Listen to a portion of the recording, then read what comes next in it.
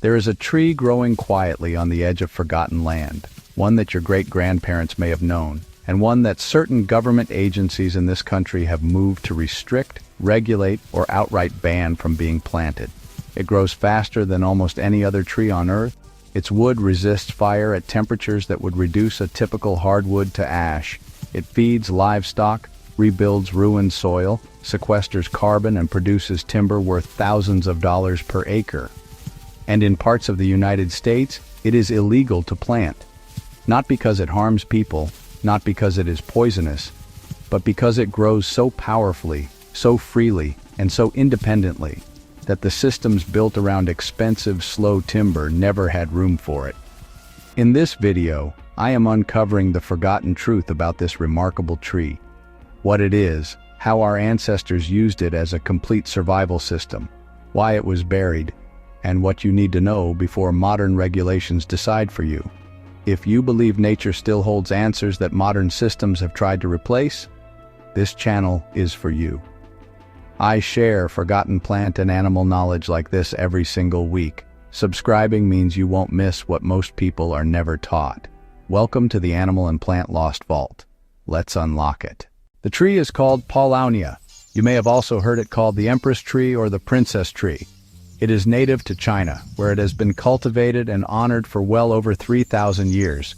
And yet, most Americans, including many farmers, homesteaders, and landowners, have never heard its name. That silence is not an accident. The quiet survival problem this tree solves is one that almost every family with land faces but rarely names out loud.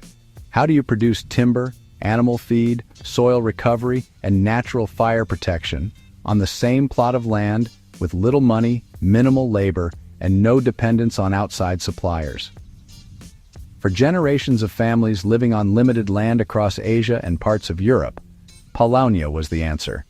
Not in a complicated way, not through technology or expensive inputs, but through a remarkably simple relationship between a fast-growing tree and the natural rhythms of the land around it. It did not require rich soil. It did not require consistent rainfall. It did not require chemical fertilizers or pesticides. It grew where other trees failed, on hillsides, on degraded plots, on land that had been stripped of its nutrients by years of poor farming practices. And it gave back more than it took. In China alone, Paulownia has been intercropped with food crops across millions of hectares of farmland. Farmers planted it in rows alongside wheat, corn, and vegetables. The tree provided shade in summer, dropped nitrogen-rich leaves that fertilized the soil, and offered a steady timber harvest without ever disrupting the crops growing beneath it. That is the forgotten truth.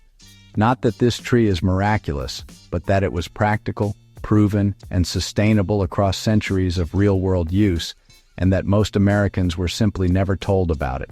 Our ancestors understood that the best systems were the ones that worked quietly, consistently, and without demanding more than the land could give. The Paulownia tree was one of those systems, and it still works today. The illegal question answered. Now let us be honest about the question in this title, because honest answers matter more than dramatic headlines. Is Paulownia illegal in the United States? The answer is, it depends entirely on where you live, and the details matter deeply. Paulownia tomentosa, the most widely known species, is classified as an invasive plant across multiple U.S. states. In Connecticut, it is illegal to sell Paulownia trees. In Wisconsin, it is officially listed as a prohibited species by the state's Department of Natural Resources. In states including Alabama, Massachusetts, and Tennessee, it is listed as banned or invasive by state invasive plant councils. Across the Mid-Atlantic and Mid-South, including Virginia, Maryland, Delaware, Pennsylvania, and parts of North Carolina, state agencies have classified it as a dangerous exotic invasive. In Maryland, both the Department of Natural Resources and the Department of Agriculture carry that designation.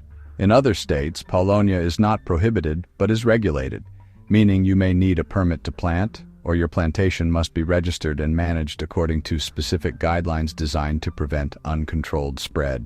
And in some states, particularly those with climates too cold or too dry to support aggressive growth, Paulownia remains entirely unregulated. So the honest answer is this: Paulownia is not universally illegal across America. but it is meaningfully restricted in a significant portion of the country, and those restrictions carry real legal weight in the states where they exist. Why does it spread so aggressively? The biology is striking. A single mature Paulownia tree produces an enormous quantity of extremely lightweight winged seeds that travel by wind and water across wide distances. These seeds germinate rapidly in disturbed areas, roadsides, stream banks, forest edges, cleared land, and establish themselves quickly before native species can recover. Even after you cut the tree down, its root system survives and sends up new growth within the same season. That persistence is exactly what makes it so valuable in managed settings, and exactly what makes it so difficult to contain when it escapes those settings. The ecological concern is real. When Paulownia invades natural forest edges and riparian corridors, it competes aggressively with native trees and plants that birds, insects, and wildlife depend on. That is not a manufactured concern. It is a documented pattern in affected states. But here is what the restriction debate often misses. The tree itself did not change. What changed is the context. In a managed agroforestry system, where the tree is planted deliberately, harvested regularly, and prevented from seeding freely, Paulownia poses a different risk profile than a wild-seeded tree spreading unchecked along a riverbank. The science of invasiveness is real. But so is the history of deliberate, sustainable Paulownia cultivation. What this means practically for any American watching this video is straightforward. Before you plant a single seed, research the regulations in your specific state and county. In some locations, it is entirely legal. In others, it requires permits. In others, it is genuinely prohibited. The regulations vary more than most people realize, sometimes county by county within the same state. The line between a life-changing, healthy, sustainable tree and an invasive species is not always about the plant itself. It is often about management, intention, and location. That nuance is what most viral posts about this tree skip entirely, and what you deserve to understand clearly. Why this system actually worked to understand why Paulownia sustained entire farming communities for thousands of years, you have to understand the conditions those families were actually living in. They did not have large tracts of rich farmland. They did not have access to chemical inputs, irrigation systems, or modern equipment. They had degraded hillsides, unpredictable rainfall, limited feed for their animals, and the constant pressure of providing food, warmth, and shelter with what the land around them could offer. Paulownia fit that reality precisely, not because it was perfect, but because it was compatible with what real life actually looked like. The tree thrives in poor, compacted, and even chemically depleted soil. Its deep, fast-growing root system breaks through hardpan, aerates the earth, and draws nutrients upward from layers that shallow-rooted crops never reach. As the broad leaves drop seasonally, they decompose into a nitrogen-rich mulch that naturally fertilizes the surrounding soil. Farmers who intercropped Paulownia with food crops did not just gain timber. They improved the productivity of their entire plot over time, season by season, without purchasing a single bag of fertilizer. The fire resistance of this wood is not a modern marketing claim. It is rooted in measurable physical properties. Paulownia wood has an exceptionally low density and a unique cellular structure that limits oxygen flow within the wood itself. Independent laboratory testing has confirmed that Paulownia requires a temperature of approximately 800 degrees Fahrenheit for ignition, nearly twice the ignition point of most typical hardwoods.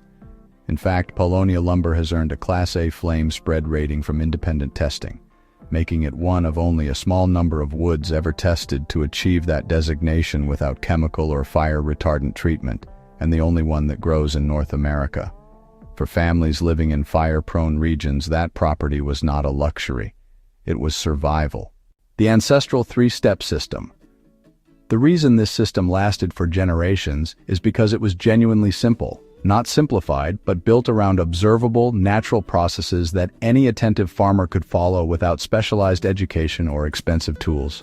What they had, all they needed, was a small plot of underused or degraded land, a seedling or root cutting, and the patience to let the tree establish itself in its first year. No specialized equipment, no irrigation infrastructure, no commercial fertilizer. Families planted Paulownia on the land that was too poor for food crops, the slopes, the rocky edges, the worn-out corners of the property that nothing else would grow on productively. Senior-friendly truth. Your grandparents' generation understood that the most valuable plants were the ones that asked nothing from you in order to give everything back. What they did. The practice was direct and observable. Farmers planted seedlings or cuttings in open ground. They allowed the tree to establish its root system through the first growing season without disturbance. In the second year, depending on the goal, whether timber or fodder, they either cut the young tree back hard to the ground to force a single straight trunk, or they allowed it to branch freely for leaf production. Leaves were harvested seasonally and fed directly to goats, rabbits, horses, and poultry. The crude protein content of Paulownia leaves has been measured in research studies ranging from approximately 15 to over 22%, depending on the species and season, a meaningful nutritional contribution that reduced dependence on purchased feed. The wood, harvested selectively on rotation, was used for furniture, tools, and construction. Nothing was wasted. Fallen leaves became soil amendment. Cut branches became firewood or charcoal. Even the flowers, which bloom in striking clusters of lavender purple before the leaves emerge, were used in traditional herbal preparations. Why it sustained? The practice sustained itself because of one natural behavior that the farmers trusted, the coppice cycle. When a Paulownia stem is cut, the root system, which by that point has been developing for 1 to several years, immediately redirects its stored energy into producing new shoots. Those shoots grow rapidly, drawing on the full nutrient reserve of an already established root network. Subsequent harvest can come in as little as 3 to 5 years, rather than the decade required after initial planting. One deliberate planting sustained multiple harvests across generations of the same family, on the same plot of land, without the cycle ever needing to begin again from scratch. That consistency, that reliability in an uncertain world, is exactly why entire communities built their productive farming systems around a single tree. Practical and survival payoff. Over time, a well-managed Paulownia planting did not just provide one benefit. It created a layered, compounding system of stability that touched nearly every area of a family's productive life. Timber and income. Paulownia wood is described by timber experts as the aluminum of the lumber industry. Lightweight, workable, and structurally reliable. It is used today in aviation-grade panels, high-end furniture, musical instruments, surfboards, and lightweight construction components. A managed plantation can produce harvestable timber in a fraction of the time required by conventional hardwood species, making it a genuinely productive investment in land that might otherwise sit idle. Fire protection. In wildfire-prone regions of the American West and South, a property line planted with Paulownia offers a natural, chemical-free fire buffer. Its high moisture retention, low thermal conductivity, and naturally high ignition temperature make it one of the most fire-resistant natural building and landscaping materials available. For seniors living on rural land or in fire-risk zones, that is a life-changing, health-protecting advantage that requires no maintenance once established. Animal nutrition. The leaves provide a reliable, high-protein forage option for goats, rabbits, horses, and poultry. Research from multiple institutions confirms crude protein levels consistently reaching between 15 and 22%, comparable to quality forage crops. This reduces dependence on purchased feed, lowers operational costs, and contributes to a healthy, self-sufficient small farm system. Livestock-fed Paulownia leaf meal as part of a balanced diet show positive results in weight management and feed efficiency. Soil health. Paulownia actively rehabilitates degraded land.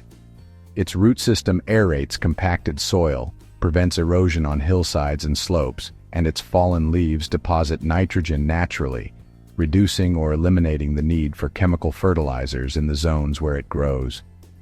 Farmers across China have applied this principle across millions of hectares of previously unproductive farmland with documented success. Carbon investment. Studies have indicated that Paulownia trees can absorb significantly more carbon dioxide compared to most other tree species over their lifetime. When grown in a managed plantation, estimates suggest the capacity to capture substantial amounts of carbon per hectare annually. For landowners, this creates an emerging opportunity in carbon credit markets, turning a sustainable, productive tree into a financial investment as well as an ecological one. Entire communities relied on this tree not because they had no other options, but because once they understood it, no other option came close. If this kind of rare, forgotten plant knowledge matters to you, give this video a like. It helps YouTube surface this to others searching for healthy, self-sufficient, and sustainable alternatives.